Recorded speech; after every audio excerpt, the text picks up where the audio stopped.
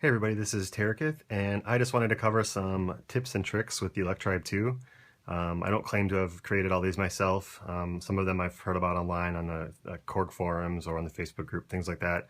And some of these are in the manual, but maybe just a little not easy to understand when you're reading about them. And I know some people like to see how some of this stuff is done, so I thought I'd make a quick little video to share some tips and tricks for y'all. The first couple are just basic physical hardware issues that I see people mention a few different times. The first is when you first get your Electribe, these trigger pads and all the buttons, they actually have like kind of like a slick, almost waxy coating on them. It's real fine. This isn't specific to the Electribe. I've seen a lot of different music gear over the year have this, Machine has it, things like that.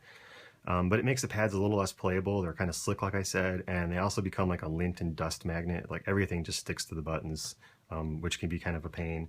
It's really easy to fix. All you need is like a microfiber cloth or even like a t-shirt. And if you just rub really, really hard on these pads, that stuff will come right off. You don't even need to lose any kind of solution or cleaning fluid, things like that. Just rub on the pads a little bit and they make them a lot more playable. They're a little stickier and bouncier to your fingers. And like I said, you won't have problems with like lint and dust and things like that sticking to it all the time. Again, minor tip, but I find it makes the Electribe a lot more playable and responsive. The other thing I see people mention is that when they get their Electribes, the case is slightly bent, like it's got like a little bit of a wobble to it one way or the other. And this isn't that uncommon. Again, it's not specific to the Electribe. I've had, Electron boxes that have that. I had an Access Virus TI Polar that kind of wobbled a little bit. In every case, it's pretty easy. So if the wobble's going this way, I will lay the corners of the Electribe on like the edge of a table. So like the edge of the table is this way, and just kind of press down on the opposite edges of the case real gently. Now again, do this at your own risk. I'm not saying it's totally foolproof, but it's always worked for me with every bit of gear. As long as you're gentle, it's a real easy way to fix some slight case wobbles. You don't have to send it back. It's not defective necessarily. There's just some manufacturing tolerances that are probably off a bit. So again, use at your own risk, but if you got a little bit of wobble, just lay it again on the edges, corner to corner on the edge of a table, and you can just press the opposite corners down a little bit to kind of flex it back into place. So again, a small minor tip, but if you're getting frustrated that your Electribe is wobbling while you're trying to write beats, that's a pretty simple fix. Some other things I want to cover are some of the alternate ways to select parts on the Electribe. A lot of people know there's like the part buttons here. You can scroll through your different parts and see them on the display, part 8, 9, 10, etc. And then the other shortcut most people know is if you hold the trigger button down, you can press the pad keys here to select different parts directly. So that's really useful in a live situation where you don't have to scroll through parts to find what you're looking for. The downside of this is that, of course, if you're in like the other pad modes besides just trigger mode, every time you press the trigger key to do that, it dumps you back into trigger mode. So, if I'm playing the keyboard, and I want to select another part, well, now I'm back in trigger mode, not keyboard mode. But what you can actually do is, say I'm in keyboard mode, for example, you can just hold the keyboard button down and do the same thing. So you can select a new part without actually getting dumped out of keyboard mode. And of course, this works for chord mode as well. You can hold chord down and select different parts this way. And most usefully, it also works for sequencer mode. If you hold sequencer down, you can step sequence your parts and just jump between them without leaving step sequencer mode, which I find really, really useful. Having said that, I do actually find that the part keys are useful for other functions though. Say I want to change the voice assignments of all of my parts. So I can go ahead and go into the shortcut here for the voice assign. So, I'm on part 1, it's set to mono 1. Instead of going to these trigger modes and getting dumped out every time, you can just use the part keys. So now, without leaving this voice assign screen, I can change the voice assignment for a lot of different parts at once. So in this instance, using the part keys is actually faster, I find, than using the trigger keys and getting dumped out of the menu each time, potentially depending on what mode you're in. So if you want to change like a lot of the same parameter for a lot of different parts, it's easier just to use the part keys to scroll through them and make the changes as you go. Anyway, so that is just, a short little tip on how to select parts that I find kind of useful, different modes if you're using it live, if you're in the studio doing like a mix down, things like that. The other thing I found interesting, and I'm not sure if this is unique to the new OS 1.1 or if this was there before, I don't remember seeing it, but when you're on the actual pattern name screen, you can use these arrow keys to see what the actual stored values are for all the knobs and different menu settings. So you can see what your level is, what the pan's set to, the attack on the amplitude generator, things like this. So if you're not sure what your, say, filter cutoff is set to on a part, what the stored value is, without actually having to twist it and see when it changes, you can just use these little arrow keys to scroll until the cutoff and see what the saved value is.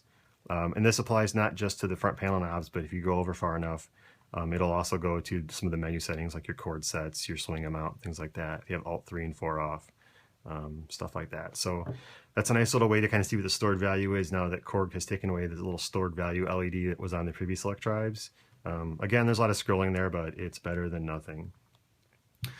Another little handy arrow shortcut is if you're in the pattern name screen, you can use the arrows to scroll around your cursor, but if you hold shift and back arrow, you can actually erase whatever's under the cursor, which is pretty handy if you've got a long name in there and you want to shorten it, or just to delete whatever default name some of these patterns come with.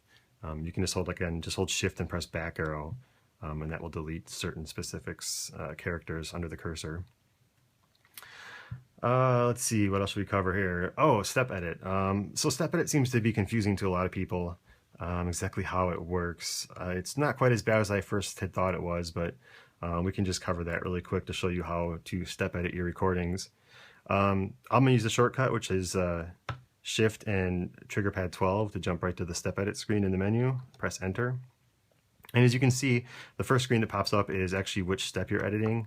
You can turn on and turn off steps and things like that. But most people don't realize at first is if you use these arrow keys and press right, you get to all the other parameters per that step. So because the Electribe can record 4 voices per step, it is paraphonic. You can change the note stored for that step, all 4 notes. If you've recorded any, in this case I've only recorded 1. You can change the gate time. Again, it moves in values of 10. If you hold shift, it moves in finer increments, which is quite handy. You can also tie notes to make notes longer than just 1 step. You'll see that a lot in the default patterns. You press right again and you get to the velocity setting, which is great because as most people know, when you're in sequencer mode and put a new step down, it defaults to velocity of 96, which is okay for some things. I guess it's a good all-around value, but for something like kick drums and things, I'm going to go in here and crank it up to 127. So anyway, just so people are aware that when you first edit step edit mode, press these arrow keys to the right to access the other parameters that you can edit in step edit mode. Let's see, it's back out of that. And the other thing I want to do is talk about what they call step jump recordings. I know that when the Electribe first came out, a lot of people were upset you could no longer edit your motion sequences or set specific values per step. And some people, I believe it was on the Korg forums, it might have been the Facebook group, I'm not sure who first kind of discovered this, but it's a really useful little trick you can use called step jump recordings. So let's just say I want to, here's my pattern, and I want to add a new part and just lock a parameter value to only certain steps. So the first thing I'm going to do just quickly and kind of ghetto is just add some steps here. So you can hear just stupid simple little synth line there. And let's say that on these last 2 steps I want to change the filter cutoff to a lower value, but only for these last 2 steps. And let's say I want to change it to a specific value of 40. So the first thing you have to do is kind of prepare the filter and get it set up next to the parameter value you want. And what I mean by that is I'm going to change this to, right now, let's just say 41, okay? What you can do is press play now, hold step jump, press the 2 pads you want. So you're just looping those 2 steps right now, press record, and then very carefully turn the filter knob to the value you want. So what it's done actually in this case is it's locked the value of 40, which let me go back to here. You can see again, cutoff is 40. It's locked the value of 40 to these 2 steps. Now what I have to do is go to the next step and actually set it back to 127 because it'll stay at, here I'll put it back up so you can hear it. So you hear it was 127 until it got to these 2 steps, it jumped down to 40 and it stays at 40. Now if I want to go back up to 127, I do the same thing again. Just hold step jump, this value. Oops, sorry, press record.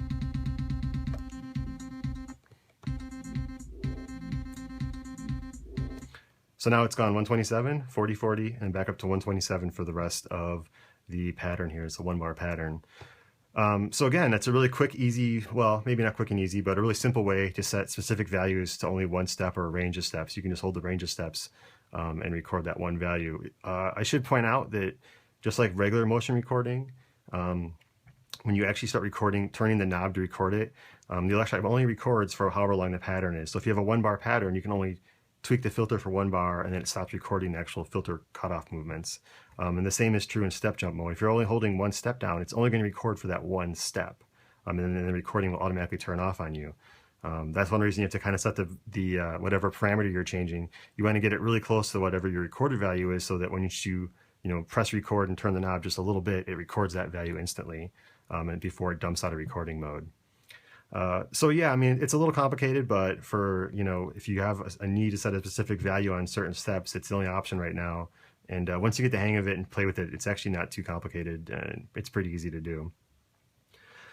So that's it. Hopefully that was useful. Like I said, a lot of these are just stuff that's in the manual or just things people just didn't realize what Electribe could do. Some of these are generally new, like that step jump mode. But hopefully you find this useful and get a little bit more enjoyment out of your new Electribe. If anyone has any questions, as usual, put them in the comments and I'll try to answer. Otherwise, I will see you soon with a new video. Thanks.